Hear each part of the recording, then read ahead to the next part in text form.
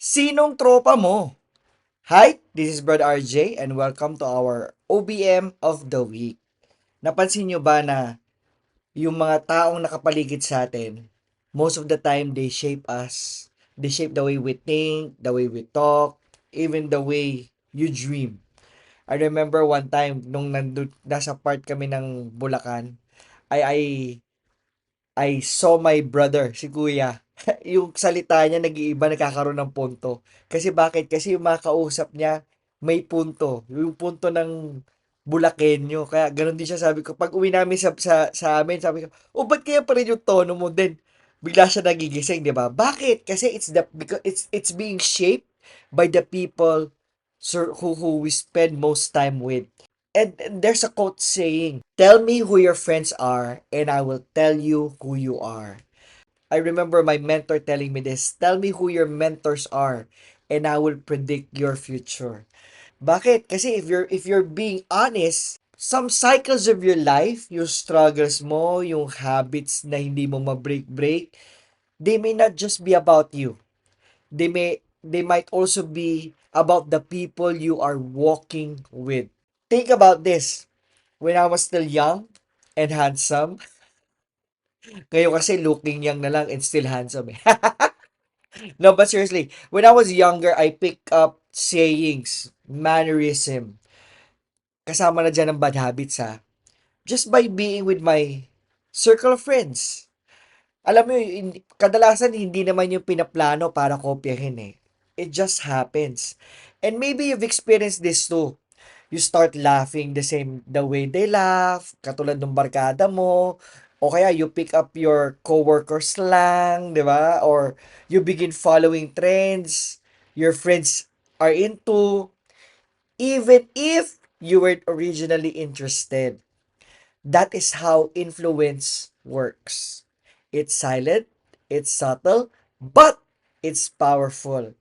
And the truth is this, listen carefully. You can't step into a new life if you're still surrounded by the same old patterns. Are you listening? If you want to be transformed, if you want to change, you have to evaluate your circle. Alam mo, sabi sa Bible, from Proverbs chapter 13 verse 20, walk with the wise and become wise. Associate with the fools and get in trouble. Simple lang naman. Who you walk with determines where you are going. So if you're serious about change, start with this. Who are the people closest to you? Do they build you up or they pull you down? Do they remind you of your identity with Christ or do they constantly feed your struggles? Let's get practical. If you want to stop smoking, of course, what will you do? Don't spend your breaks with those who smoke. If you want to stop watching porn, then block those sites. I-block mo na yan. Huwag ka na mag-incognito mode, di ba? I-unfollow mo na yung content na yon, yung mga ganong content. If you can, alam mo yon, report mo, kayanin mong i-report, o kaya tanggalin mo sa feed mo, click that X button, and cut that digital access. If you want to stop cursing, spend less time around those who normalize cursing. If you want to go in prayer, then surround yourself with people who actually pray.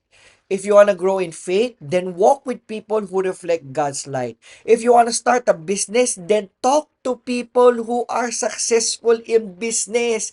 Most people that you will ask, often than not, they didn't start a business or they fail. And they're gonna tell you, you're gonna fail too. What am I trying to tell you? You want to surround yourself of the person who you want to be. It's not about being judgmental, okay? But it's about being wise. Imagine, even though God's Spirit lives in you, listen carefully ha, you're human. Tao ka. So don't test your limits by constantly flirting with what? Temptation.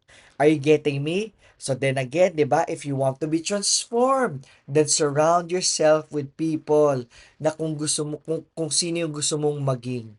So, let's look at Jesus. Dami siyang followers, ano?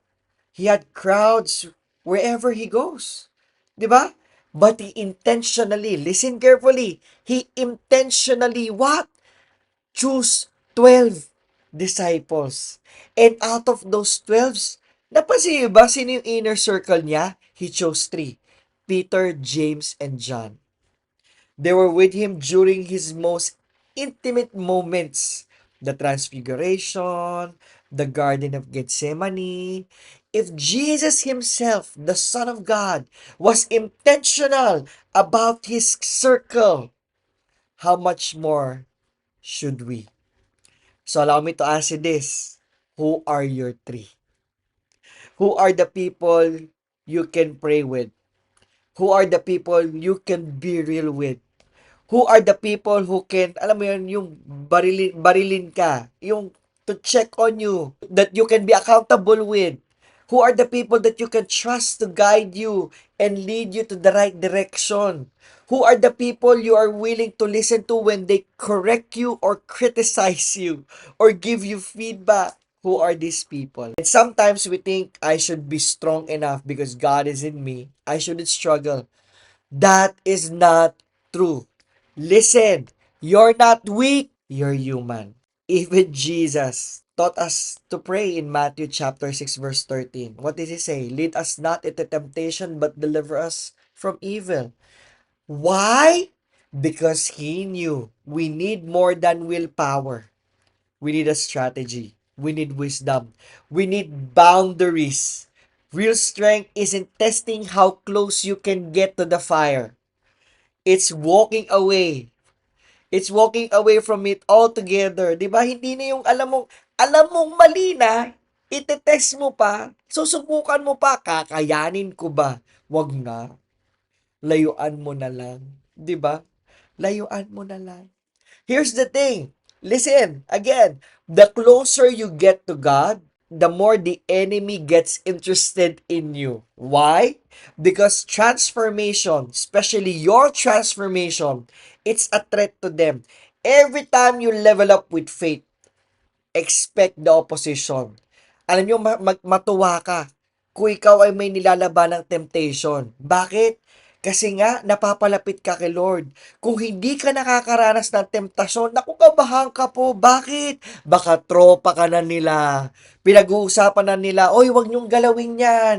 He's one of us or she's one of us. And James chapter 4 verse 7 gives us the key. Listen carefully.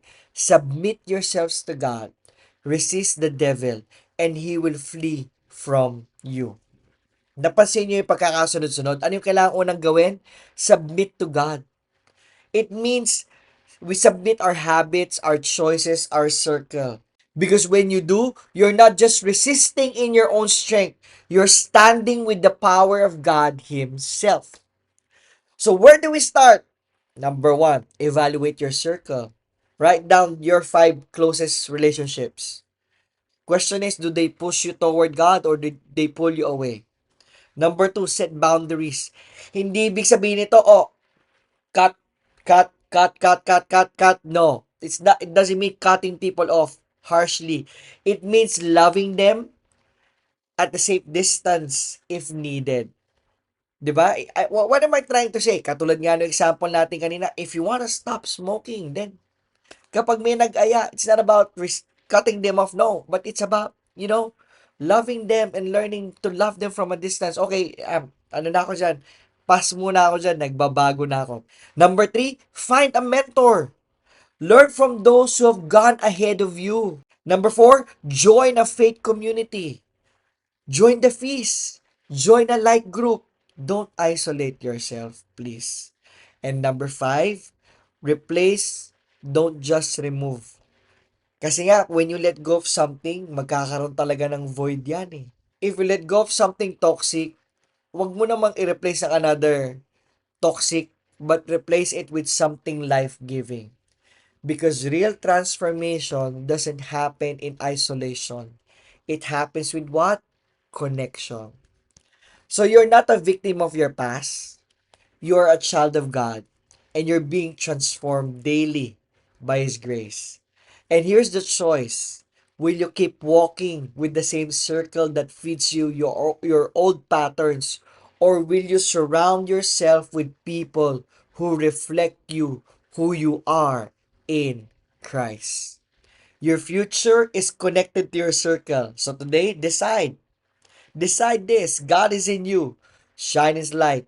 Be a blessing. And start your transformation today. Amen. God bless you. If you're blessed by this video, kindly subscribe, share, so that others may be blessed by you. Thank you very much. God bless. See ya.